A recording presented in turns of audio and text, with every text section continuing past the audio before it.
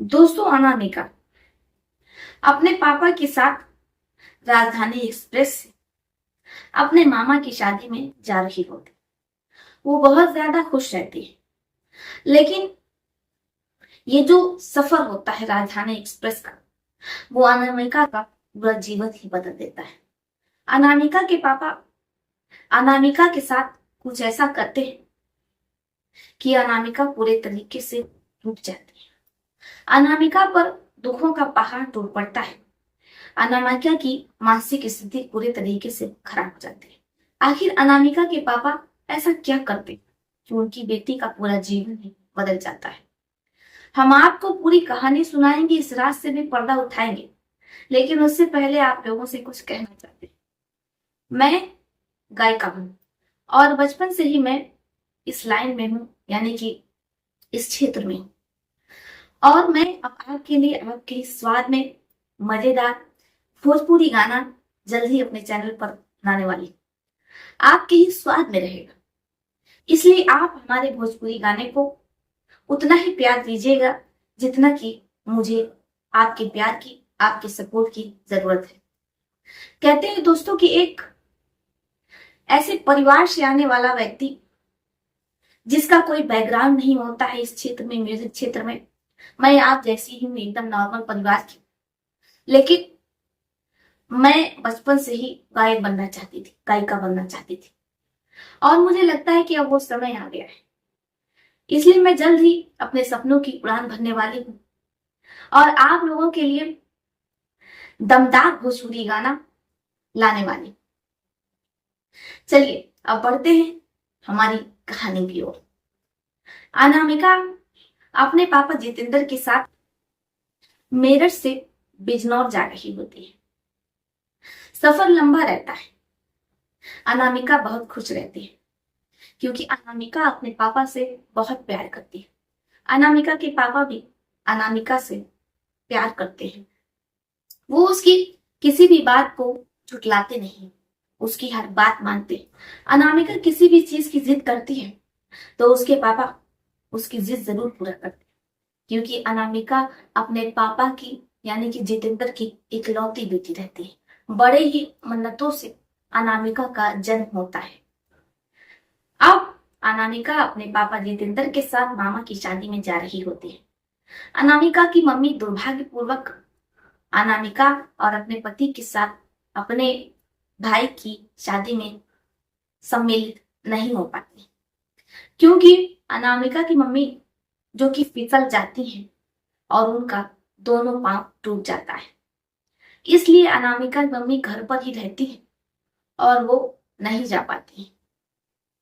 अनामिका के पापा जितेंद्र और अनामिका को बहुत अफसोस होता है, क्योंकि वो लोग ट्रेन में बहुत ज्यादा ही इंजॉय कर रहे होते हैं। उन्हें अपनी पत्नी की याद आ रही होती है। इधर अनामिका भी अपनी मम्मी को मिस कर रही होती है, लेकिन दुर्भाग्य से अनामिका की मम्मी उन लोगों के साथ मामा की शादी अटेंड नहीं कर पाती, यानी कि अपने भाई की।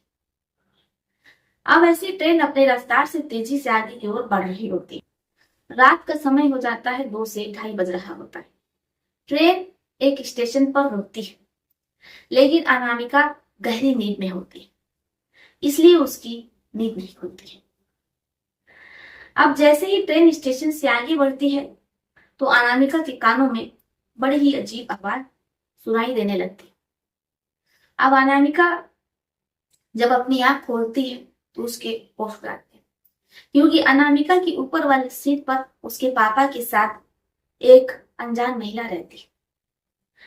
अब वो अनजान महिला और अनामिका के पापा एक कंबल ओढ़े रहते हैं, और बाकी आप समझदार हैं, समझ सकते हैं। अनामिका जैसे ही ये सब कुछ देखती है तो उसके होश हो जाते हैं, लेकिन वो कुछ बोल नहीं पाती है, क्योंकि उससे शर्म आ रही होती है कि आखिर उसके पापा ऐसा कैसे कर सकते, वो भी एक अनजान महिला के साथ। अब अनामिका खामोश रहती है।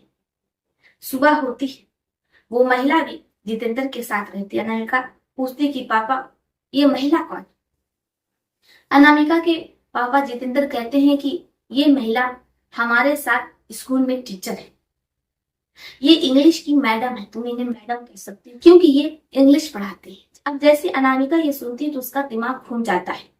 उसे लगता है कि उसके पापा और उसकी मम्मी को धोखा दे रहे हैं। अब वो अपने पापा से कहती है कि पापा, मैंने कल रात वो सब कुछ देख लिया।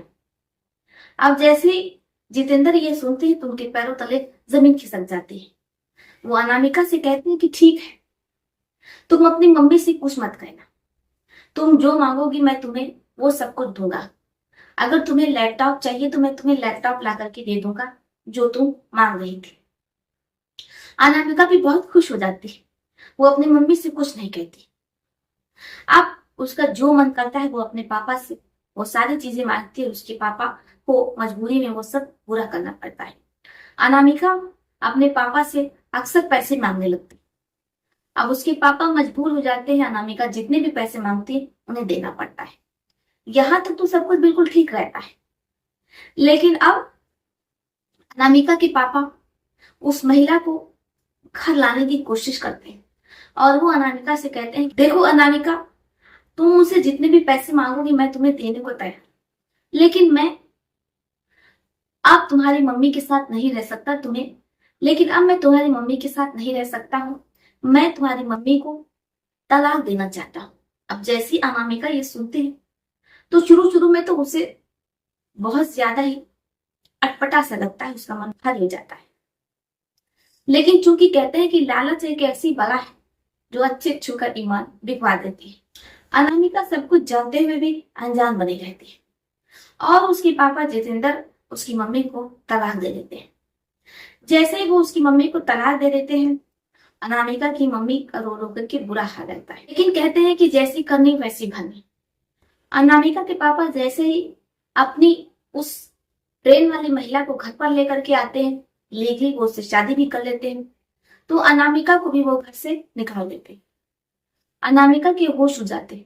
अनामिका को लगा था कि अगर वो अपने पापा का साथ देगी तो उसके पापा वो उनसे जितना भी पैसा मांगेगी, जो चीजें भी मांगेगी, वो उसे दिलाते रहेंगे। लेकिन उसे नहीं पता था कि अगर हम किसी दूसरे के लिए गड्ढा खोदते हैं तो हम खुद भी उसमें गिर जाते हैं। ऐसे ही कुछ अनामिका के साथ हुआ।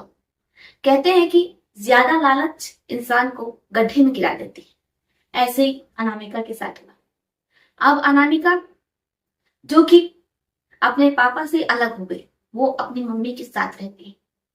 इधर उसके पापा उस महिला के साथ हंसी खुशी अपना जीवन बिता रहे। अगर अनामिका लालच ना करती तो शायद आज उसका परिवार ऐसे ना बिगड़ता। आपका आजकल की जो युवा पीढ़ी है जिसके अंदर भावना नहीं है, वो पैसों के लिए कुछ भी कर सकती है। उस पर क्या विचार है, क्या राय है? अनामिका ने ऐसा क्यों किया? क्या उसे ऐसा करना चाहिए था? क्या पैसा बड़ा है रिश्तों से?